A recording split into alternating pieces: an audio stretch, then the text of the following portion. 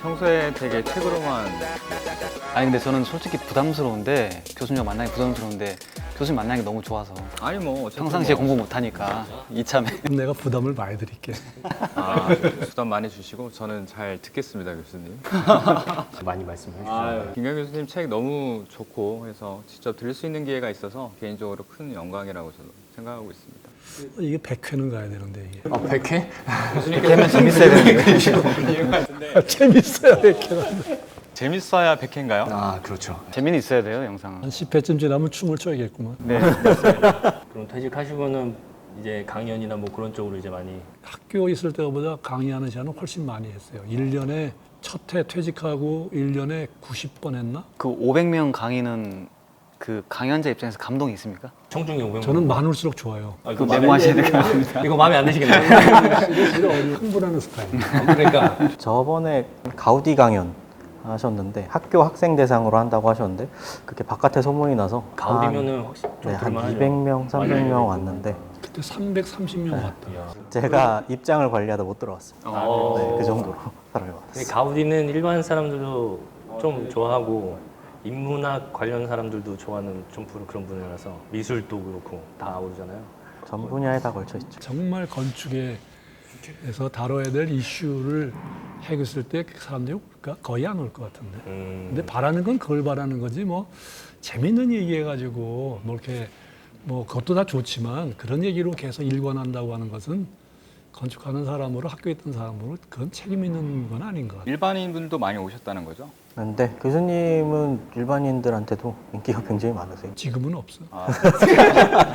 잊혀져 가고 있나요? 아니 근데 학교에 사는 사람들이 일반인 비중이 높아요. 아, 그래요? 자기가 좋아하는 건축가가 있고 그것들을 좀 더 깊게 알고 싶어하는 일반인 분들이 많다는 건 되게 좋은 것 같고 규칙 공부하고 물어보고 뭐 전화 걸고 꽤 많아요. 그 실무를 하는 건축하는 사람의 입장으로서는 사실은 이제 학교 때부터 그렇지만 저희 우리 스튜디오 수업이나 이런 것들이 사실 절대적으로 좀 작업량이나 공부하는 시간이 이제 그쪽으로 쏠리다 보니까 이론 공부하는 시간이 좀 상대적으로 좀 적었던 것도 있고 실무를 나와서도 맨날 뭐 야근하고 뭐 이러다 보니 이론에 대한 어떤 공부를 못하는 거에 대한 아쉬움이 사실 많이 있는 것 같아요. 강연이나 강의 같은 것도 준비를 하고 있는데 전문가들이 되게 그런 것에 대해서 목말을 하는 게 되게 많더라고요. 제가 전공하고 건축 설계와 직접 관계되는 것을 그냥 저는 이론이라고 붙이는데 학교 설계를 해서 특히 실무로 하는 설계가 아니고 학교에서 하는 설계다 그러면 학교에서 가르치는 설계를 뭘 가르치지? 실무라고 그래서 정말 실무를 가르칠까? 뭐 졸업을 한 다음에 5년, 10년 계속 하더라도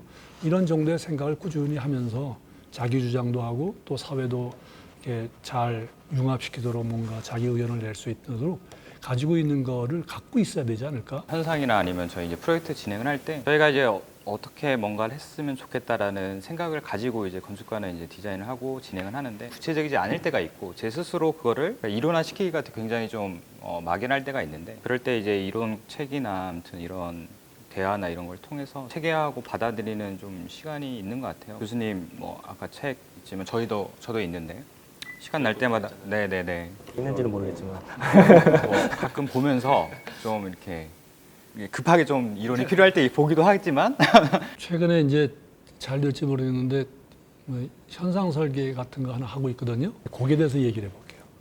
근데 같이 일을 하고 있는 어떤 직원이 있어요. 근데 뭘 이렇게 좀 생각해서 풀어라. 자꾸만 어떻게 했냐면 복도를 두고 이렇게 방을 크게 쪼개더라고. 큰 홀도 알고 보면 큰 복도인데 그걸 그렇게 짜더라고. 그래서 큰 복도 짜봐야 다 이 방 저 방 가느라고 방이 가운데가 쓸모가 없다. 왜 그렇게 짜느냐 그랬더니만 의아하게 쳐다보고. 그래서 내가 물어봤어. 요만한 어린애가 5살, 4살 난 애는 어른보다 더 작아. 그 작은 애가 그 집을 보면 감동할까? 뭔가 깜짝 놀랄 만한 뭐 이런 걸 만들고 싶은 마음이 있어서 그런가 그랬어요. 이제 둘만 남았어. 저녁 때 늦게 다들 헤어진데 자기가 청하더라고. 그래서 나는 이렇게 생각한다. 예를 들면 루이스 칸이 라이스 대학에서 이렇게 갔을 때 똑같은 얘기지만 자기는 복도가 쭉 있는데 교실이 있는 그런 거를 만들고 싶지 않다. 이유가 뭐냐면 자기가 원하는 데는 저 끝에 있는데 원하지 않는 방을 가고 싶지는 않다는 거지. 나는 저 10반인데 1반, 2반, 3반, 4반을 거쳐서 가는 거. 자기는 중정 타입이 좋다는 거예요. 어느 변으로 갈 건가를 자기가 선택할 수 있어야 된다. 라고 얘기했다. 두 개 차이점이 뭐라고 보이느냐. 그렇지만 갑자기 그런 류의 얘기를 조금 처음으로 접하는 것 같아. 아이들이 이렇게 있는데 아이들은 이리 뛰고 저리 뛰고 뭐 이러지. 3살짜리, 2살짜리 뛰고 그러는데 아이들은 산발적이잖아요. 산발적인 거를 잘 만들어준 게 어린이집 아닌가? 가는 곳마다 뭐 흥미로운 게 생기면 좋으니까. 그러니까 복도를 길게 가도록 하는 거를 계속 만들면 그 아이는 그냥 지시된 대로 가는 거지. 그걸 보고 기능주의라 그래. 그냥 뭐 스반도르의 평면처럼 딱 떨어진 장소 내에서 뭔가 외부의 공간이 있는 게. 근데 두 개의 차이는 뭐냐면 관념의 차이거든요. 아이를 어떻게 이해하느냐라고 하는 거는 설계자 이론이라고. 조형적으로 봤을 때는 긴 장방형의 어떤 메스가 이렇게 분절되어 있는 형태가 아무래도 좀 눈에 또 띄기 때문에 그런 식으로 좀 접근을 하려고 하는 경우가 있는데, 중정형에서 이렇게 막 각각 들어가게 되면 사실 형태가 좀 이렇게 덩어리감처럼 이렇게 느껴져서 사실은 그게 조형적으로 정리되기가 쉽지는 않을 수도 있어요. 그거는 이론이 아니라 경험에서 나온. 경험이지만 이론이 바탕이 있기 때문에 생긴 경험이 섞이는 거지. 건축가로서 이렇게 계속 하다 보면 제가 생각하지 못했던 영역이 있을 수가 있는 거예요. 그러니까 생각의 확장의 폭이. 그러니까는 정말 계속 공부해야 한다고 생각해요. 이론은. 옛날에 민현희 선생님하고 신도리코 사옥을 해본 적이 있고 절 보고 이제 그 마스터 프롬의 일부를 좀 해보라고 그래가지고 따가지고 한 적이 있었어요. 공장이다가 했는데 거기다 주택과 같은이라는 이름을 하나 붙여봐요. 주택과 같은 공장. 근데 그 주택과 같은 공장 말도 안 되는 거예요. 그러면 예를 들어 학교를 짓는다. 주택과 같은 학교를 줘보자. 근데 그 주택과 같은은 재미로 그냥 붙인 게 아니라고. 평상시에 자기가 뭔가 이렇게 주택을 가지고 있는 본래 요소를 이렇게 바꿔서 그거를 해보고 싶다라는 생각을 갖게 되잖아요. theory라고 하는 말 붙일 필요 없어요. 그와 관련된 얘기를 꾸준히 이렇게. 공장의 식당은 그래서 주거처럼 설계를 하신 거예요. 그때 공장에 그 경영하시던 그 공장장님은 자기가 생각지 못한 식당이 됐다고 좋아하시더라고요. 뭔가 공장한테 조금이라도 내가 대접받다가 내가 다시 일터로 간다라고 하는 그 조금의 부분이 뭘까? 그거는 설계인가 이론인가? 후지모토소라는 일본 건축가가 있어요. 근데 그 사람이 거의 데뷔할 때부터 지금까지 얘기하는 게 비선형계 입자에 대한 이야기예요. 근데 그 사람이 맨날 인용한 책이 있는데 그게 1970년대의 물리학 이론이거든요. 근데 이 사람은 물리학적인 지식을 얘기하는 게 아니라 그거를 건축에서 어떻게 받아들이느냐에 대한 입장을 계속 얘기해요. 그게 우리 건축가들이 얘기하는 이론이잖아요. 물리학의 그 과학적인 이론을 건축에서의 언어로 쓴다. 이건데 그 사람이 하는 얘기는 절대 물리학에 대한 얘기가 아니에요. 기능이라는 거는 굉장히 이상하지 않냐? 원래 정해진 거냐? 부엌이면 부엌, 거실이면 거실, 이게 정해져 있는 기능이냐? 말로 사용할 수 없는 여러 가지의 속성이 모여 있는 것을 우리는 그렇게 이름 붙여서 쓴다. 뭐 이런 식으로 얘기를 하는데, 식당이어도 뭐 식당 네. 그냥 단순히 밥만 먹는 게 네네, 아니라 그렇죠. 뭐 다양한 행위를 한다. 뭐 식당에서 여러 가지 행위들을 담을 수 있는 그런 입자들, 그러니까 예측, 선형적으로는 예측이 항상 가능한데 비선형은 예측이 굉장히 어렵거든요. 그러니까 그런 물리학적인 지식을 건축에 갖고 와서 건축에 있었던 원래 개념들을 뒤틀어 버려요. 후지모토소는 차세대 일본 건축가에다가 굉장히 조형적으로도 특이하면서 동시에 말하는 게 굉장히 컨셉추얼하거든요. 그러니까 우리나라 건축가들은 저 사람이 지어지는 게 말하는 건축이나 이론이 실제화가 돼? 라고 계속 얘기를 하는데 실제화가 돼요.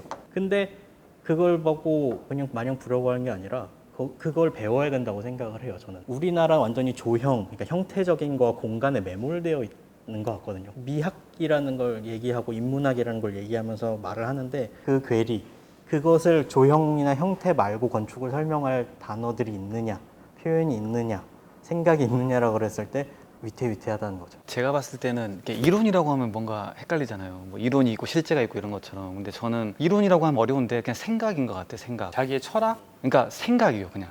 철학이 아니고 자기의 생각. 이든 다른 각도의 생각이든, 괴테가 그런 말을 해요. 그러니까 너가 알고 있는 지식이나 내 지식 이런 거를 따지는 게 아니고 나의 생각, 그러니까 나의 어떤 주관적인 생각일 수도 있고 그 생각이 아주 깊은 사람이 있을 수 있잖아요. 그러니까 건축도 내가 어떤 프로젝트를 할 때 그게 뭐 어떤 그 프로그램적인 어떤 걸 수도 있지만 땅에 대한 깊은 생각일 수도 있는 거예요. 그러니까는 저는 그런 이론이라고 했을 때는 뭔가를 배워야 되고 이런 것이 수도 있죠. 그 소우 후지모토 아까 말씀 저도 잘 알아요. 10년 동안 일이 없었다고 이런 에피소드가 있어요. 그러니까 생각만 했대요. 10년 동안 생각을 하고 나온 그 사람의 도서관이 이렇게 메비우스처럼 띠처럼 돼 있어요. 나는 그 이론이라고 잠깐 용어를 뭐 쓰는 건 좋은데 철학은 안 썼으면 좋겠어. 생각과 이론은 비슷한 단어를 쓸 수 있어요. 다른 분야. 철학은 뭐 그 건축도 받아들이고 해야 되지만 우리나라 풍토에서는 철학 그러면 딴 동네에 있는 얘기를 받아 적는 걸로 알고 있는 경우가 많아서 잠시 삼가하고 싶다. 그래서 한 얘기고, 생각이라고 그런다면 이제 좀 너만 생각이냐? 나도 있다. 이런 생각인데 그게 아니고, 의외로 생각 없는 사람이 많다. 내가 얘기하고 싶은 거는 뭐 이론이 되든 생각을 하든 그게 왜 필요하냐. 근데 그냥 개인의 문제로 자꾸만 그거를 하는 거는 조금 좀 벗어나야 되지 않겠는가. 남하고 생각을 공유하기 위해서 내가 이론을 가지고 생각한다는 거예요. 나 혼자 생각해서 내가 좋은데 뭐 그걸 끝이다. 그건 아이디어 차원인데 그럴 필요 없다. 그게 아니다. 전번에도 생각해, 예를 들면 뭐 공공건축이 있다. 옛날에는 공공건축가는 생각지도 못한 일이에요. 건축가가 공공성을 얘기할 때는 제발 좀 들어줬으면 그랬는데 요새는 들어주다 못해서 너무 막 차고 넘쳐가지고, 얘도 나도 뭐 공공성을 건축기본법에다 중요합니다라고 썼는데 내용도 없이 너무 많이 쓰니까 좀 뭐랄까 말의 표현이 이상한데 듣기가 싫더라고. 근데 우리나라 건축은 남하고 나누는 일이 참 드물어.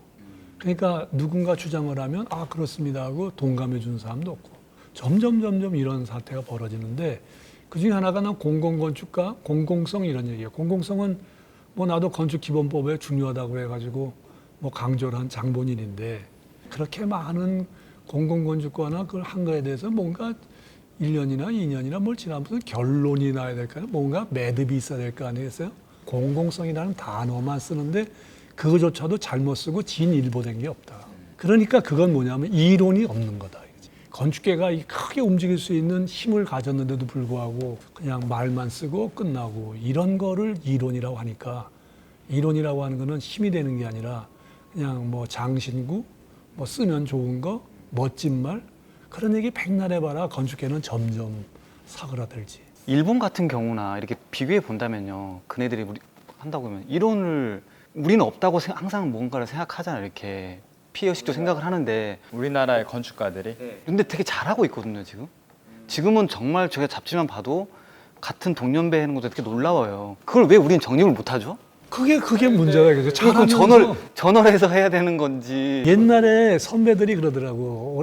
저보다 한참 위의 선배님들이, 뭐 우리는 설계할 테니까 뭐 평론가, 뭐 교수, 그건 당신네들이 이론을 만드는 거고 이러더라고. 이게 굉장히 나쁜 생각이에요. 아까 말씀하셨던 루돌프 슈발츠 같은 사람이 없는 거죠. 진짜 그렇게 존경받을 만한 이론과 이 건축이 막 설레게 하는. 아까 체계라도 체계를 안 가져도 돼. 체계를 가지려고 노력을 하겠다는 게 필요하지, 체계 없으면 어때? 체계 다 갖고 있는 사람이 어디 있어요. 결과적으로는 뭔가를 잘 만들어내고, 옛날에 비해서 아까 말씀하신 것처럼 정말 잘해요. 저게 뛰어난 사람들이 옛날 같았으면 나는 명함도 못 내밀겠다 하는 정도로 잘하신 분이 많은데, 저 역량을 이렇게 뭔가 모으면 훨씬 많고, 혼자가 아니라 이렇게 서로 엮여갈 수 있는 종횡의 이야기가 있다. 그럼 이야기가 만들어서 뭐 하냐? 나는 그래. 그 이야기가 서로 종횡이 되면 사회를 바꿀 수 있다 이거지. 그걸 하기 위해서 그런 공부를 하자는 거지. 뭐 개인이 뭐 사업하기도 어려운데 뭐 이렇게 얘기하면 난 할 말이 없고, 남하고 공유할 줄 모르면 그건 이론도 아니야. 이제 공유를 남하고 공유할 줄 모르고 남한테 건주를 못 받는데, 안 받는데 그게 어떻게 좋은 이론이야? 그거 하면 뭐해? 제 직원들을 생각한다고 치면은 재미없어 보여요. 일하는 게 학교 때는 좀 재밌는 부분도 있고 뭐 특강도 있고 막 그렇잖아요. 그나마 이제 좀 큰 회사 뭐 그런 데 같은 경우는 강연 같은 것도 있거든요. 저희 같은 아틀리에 이런 데는 보면은 사실 있는 거는 실무 교육이 있거든요. 정말 재미없는. 그런데 과감하게 김병환 교수님 이렇게 와가지고 건축 이론에 대해서 넌 생각이 있냐 이런 이야기 하면 그 사람들이 이게 성장해 와야지 저희 같은 사람이 또 될 거 아니에요. 근데 그게 너무 빠져 있어요. 그러니까 애프터 교육이 없어요, 진짜로. 하나 걱정이 뭐냐면, 옛날에는 설계를 안 한다 그래서 걱정이었는데 요새는 설계만 해서 걱정이에요. 누군가 사회가 잘 모르겠어. 어떤 사회가 있을지 그들에게 얘기해서 뭔가 청을 하기 위해서 공부하는 거지. 내 조형이 여러 하니까 이쁘지 않느냐, 그러니까 좋지 않냐. 개인적으로 그거는 있어서 좋긴 하겠지만 뭐 최고는 아닌 것 같아. 이 사회에 많으신 분들이 건축의 뭔가의 중요성에 이걸 알고 싶어하는 사람이 굉장히 많아졌다는 거예요. 뭐 이렇게 뭐 이메일로 와요. 뭐 선생님 책을 샀다고. 근데 그런 사람들이 나타나는데 대학교의 학생들은 한 명도 내 그런 걸 본 적이 없다. 그런 흐름이 있는 것에 비해서 건축계는 너무 공유하는 말, 함께하는 말, 사회화에 대해서 뭔가 진적하는 것에 대한 의식이 없잖아요. 그러니까 재밌는 일이 안 생기고 엮이질 못한다. 사실 이론 수업에서는 사실은 시험 때쯤 이론 바삭 공부해서 시험 보고 그런 맞습니다. 경우가 있고 스튜디오에서의 어떤 과제들은 매주마다의 과제량이 사실은 일주일에 많기 두 번씩 때문에 있으니까. 예, 그 시간을 절대적으로 투자할 수밖에 없죠. 설계가 너무 많다는 거야. 주변에 건축하시는 많은 분들을 뵈지만 생각보다 많은 시간을 쏟아서 책을 읽기가 쉽지는 않은 것 같아요. 우리나라의 탈공업화 시대의 건축이란 어떤 건가 얘기한 적 있어요? 한국 이제 건축가들 그러니까 탈공업화 시대에 어떻게 하면 건축을 해야 되는가라고 하는 거에 대하여 시리즈로 10번, 20번 해가지고 계속 지지하면서 열띤 동방을 벌리고 누군가가 거기에 대한 제안도 하고 사회학자가 나와서 건축을 같이 걱정해주고 한 게 있느냐 이제 없잖아. 그런 게 없는데 어떻게 사회에 대해서 뭘 하자고 얘기를 하냐 이제. 건축계는 그렇게 교류되는 얘기가 하나도 없어요. 기껏해야 인문학적 건축. 좀 제가 죄송하지만 거의 그거는 무용지물에 가까운 얘기들이 너무 많다. 아니 인문학적 건축 이제 그때 나왔을 때 보면 그래도 이제 사회 건축이 이제 단순히 뭐 예술이냐 뭐 공학이냐 이렇게 했을 때 그게 아니고 사회적인 어떤 인간의 삶과 뭐 이런 부분이니까 좀 다른 거다라고 했을 때 그나마 인문학적 건축은 좀 이렇게 울림이 있었어요. 근데 그게 또 이제 아니라고 하니까 좋은 역할을 했던 것 같은데 그래도 첫째, 그거 없이도 건축에서 이미 논의된 내용이었다. 근데 갑자기 왜 인문학적이라 그랬냐면 그런 거를 잘 안 했다, 못했다. 못하는 처지에 거기다 인문학 붐이 있었죠. 인문학 진작해야 된다, 정부도 뭐 해야 된다라고 하는 게 인문학이 올라갔어요. 그렇죠. 건축에 올라갔어요. 예. 거기에 형용사가 붙은 거예요. 그래서 나는 싫다야. 비자발적으로 붙여진 이름이었기 때문에 인문학적 붐에 의해서 이루어진 거였다. 내용을 봐라. 그러면 그전에는 그런 얘기를 안 했느냐? 했어요. 우리 거예요. 건축은 예를 들어 뭐 이렇게 표현은 안 하셨지만 재미없는 거, 딱딱한 거, 공학적인 거, 맨날 철과 유리를 따지는 거, 돈 따지는 거, 부동산 이랬는데 거기에 인간의 삶이 들어오는 얘기를 논의하기 시작했다. 언제나 안 했나요? 그렇죠. 했죠. 그게 그러니까 건축이니까. 예. 인문학적이라는 얘기를 붙이면서 인문학만 좋아진 거야. 건축은 그러니까 반틈이 거기서 나간 거야. 그러면 사회적인 건축은 했어요? 사회와 인문은 관계가 없는 거예요. 요새 인문 그러면 모든 건축을 제외한 이러저러한 얘기들을 다 인문학적이래. 사회학하고 인문학은 달라요. 건축하는 사람이 뭐 멋들어지는 얘기하고 좋은 얘기하고 옛날에 빠졌다는 얘기를 하는 거를 인문학적이라고 말하는 거라면 그건 건축에서 나온 것이죠. 그게 수상쩍단 말이에요. 2000년 전서부터 비트루비우스 때부터 그 얘기 다 했어. 그 말이 논의가 나쁘다는 얘기가 아니라 건축에 대한 본령을 하나씩 이렇게 접고 넘어가는 건데 자기 영역 날아가면서도 좋다고 얘기하는 난 그게 이상하다는 거지. 생각하시면 얻은 될 거 것 좀 같아요. 좀 있습니다. 저도 이미 얻은 거 있다고 생각합니다. 포함된 내용이고 대중들한테 좀 더 다가가게 하고 그거는 다가가게 얻은 것 접근하기 같아요. 위한 어떤 상술적 접근이었는데 아까 말씀하신 게 인문학적인 거잖아요. 그러니까 공장이 뭐 식당이 그러니까 그냥 이제 그게 기능적인 게 포함되어 있는 아니고 거고 그게 건축적이에요. 그러니까 그게 당연했던 건데 너무 이제 이거를 우리가 다른 데서 막 이렇게 우왕좌왕하니까 우리도 그냥 탁 저는 붙여서 교수님께서 포장이 돼버리니까. 그 최근에 낸 책 중에 서문에 공학을 기본으로 한 사람에 대한 뭐 인간을 다루는 이야기다, 뭐 건축이 뭐 이런 얘기 루코르비제 이야기 했던 것 아닙니까? 같은데. 그 얘기를 했다가요. 제가 혼났다니까. 꼰대 취급하면서 막 길길이 썼는데 대답하기 싫더라고. 거기도 그 얘기였어요. 어떻게 그러면 공학을 기반으로 하지. 그럼 뭐 사무실 가서 만약에 현상 설계한다, 뭐 설계한다 그러면 이런 책 안 봐요. 그 볼 시간이 어디 있어? 자료 보고 벽돌 쌓는 법 보고 그게 굉장히 공학이 중요한데 그걸 하는 게 왜 나쁘냐 이거지. 산업공상의 사가 인문학이라고 그 공이라고 하는 게 건축의 기반이 되는 거예요. 근데 같이 건축을 하는 사람이 그 공이라고 하는 게 중요하다고 공도 잘 못하는 선생이 얘기했다고 해가지고 그거를 막 공격을 하는 거 보고 난 즐거버렸어. 근데 뭐 아무튼 젊은 건축가들은 전혀 거기에 대해서 지금 뭐 교수님에 대해서 네. 동의할 것 같아요. 왜냐하면은 특히 젊은 건축가들은 그 공에 대해서 오히려 더 많이 생각하기 때문에 최근에는 그러니까 공에 기반을 해서 우리가 할 수 있는 얘기는 무지하게 많다고. 인문학이 아니더라도 그냥 건축으로 모든 게 다 건축으로 도시도 만들 수 있고 건축으로 사회도 만들 수 있고 하는 건 왜 다부진 생각을 이 똑똑하고 공부 많이 한 이 전문 계통이 왜 이러냐. 그러니까요. 왜 그러냐면은 최근에 제가 다른 분들 이야기하는 게 우리는 가구 디자인 해야 된다 이렇게 하거든요. 가구도 다 그거에 대한 기술력과 이런 게 있거든요. 그러니까 건축가 해외에는 유명한 건축가들이 희한하게도 다 명품 가구를 가지고 있어요. 하나씩 다 가지고 있죠. 그 공이라고 하는 거가 이렇게 뭔가를 만들고 거기에 대한 기술과 이런 것들은 정말 우리한테 근본이 돼야 되는 걸로 그 루꼬르비제 할아버지도 그렇게 이야기했는데 건축이 그렇게 할 일이 많고 그런데 난 그러니까 더 확장해 갈 수 있는 거거든요. 공이라는 게 우리를 위축시키는 게 아니고 우리는 다 만들 수 있는 거거든요. 건축은 사실은 굉장히 지속적이어야 때문에 그때 굉장히 이 얘기 한번 한 적 있나요, 우리? 아니, 근데 우리가 그때 이야기할 때 코로나 때문에 가지고 이야기한 것도 한번 그랬어요. 건축은 그렇게 맞네요. 바뀌지 않을 거다. 왜냐하면 관성이 있기 때문에 코로나라고 해서 갑자기 건축이 어떻게 돼야 되냐고 물어보면 그렇지 않을 것이다라고 하는. 나도 그렇게 생각해. 말씀하신 것처럼 굉장히 좀 늦게 변화하는 거 맞는? 그러니까 우리가 예를 들어서 뭐 오래된 미래라고 하는 말 이렇게 뭐 책에도 나와 있지만 쓰잖아요. 그 오래된 미래를 가장 잘 실천할 수 있는 게 건축이란 말이에요. 그러니까 사회가 건축 보고 빨리빨리 변해라 그러면 안 된다고. 그 엄청난 시간의 관성이라고 하는 거가 건축이 가져야 될 의무가 있는 데다 이거지. 저희 너무 서로를 너무 인트로가 너무 길었던 것 같아요. 이러고 집에 가지 뭐. 이제 제대로 한번 이제 아니, 저희 이제 얘기 안 하나요? 이 책에 대해서? 그래서 이제 진입하시죠. 교수님을 모시고 이런 그 좀 아쉬웠던 이런 부분에 대한 거를 이제 PHM에서 진행을 해보려고 해요. 이렇게 어려운 내용을 다뤄도 그래, 되겠습니까? 그래서 그게 문제예요. 그 접합점을 어떻게 찾는 그게 이런 점을 평가해 줘야죠. 유치원 교육의 그 책을 봤더니 유치원에 이제 공부하고 있는 애들이 나중에 어른이 되면 65%가 지금 배워야 될 거를 안 배운대. 시대가 변하면서 지금 내용이 변하고 있는 게 바뀐다. 60%. 지식이 바뀌면서. 성장을 했을 때는 필요가 없고. 역시 제자분이시라 이해도가 틀리시군요. 저희죠. 저희 못 알아듣어요. 말을 못해도 아니 뭐 대변인으로 그러니까 유치원은 뭘 배워야 되냐?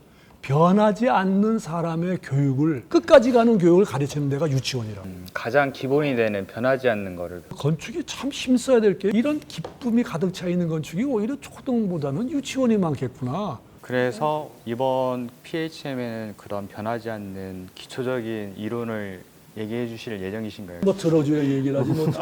잘 듣겠습니다. 그래서 이번에 이제 이론을 이제 쭉 계속 진행을 해갈 건데 이론이라기보다 건축에 대한 생각이라고 그런 게 나을 것 같아요. 그럼 건축적 생각을 이제 이야기를 해나갈 건데 이제 첫 장으로 좀 대중들이나 아니면 일반 사람들이 가장 좀 직접적으로 피부에 와닿을 수 있는 주제가 뭘까 하다가 이제 주택에 대한 이야기를 먼저 이제 시작을 해보려고 하거든요.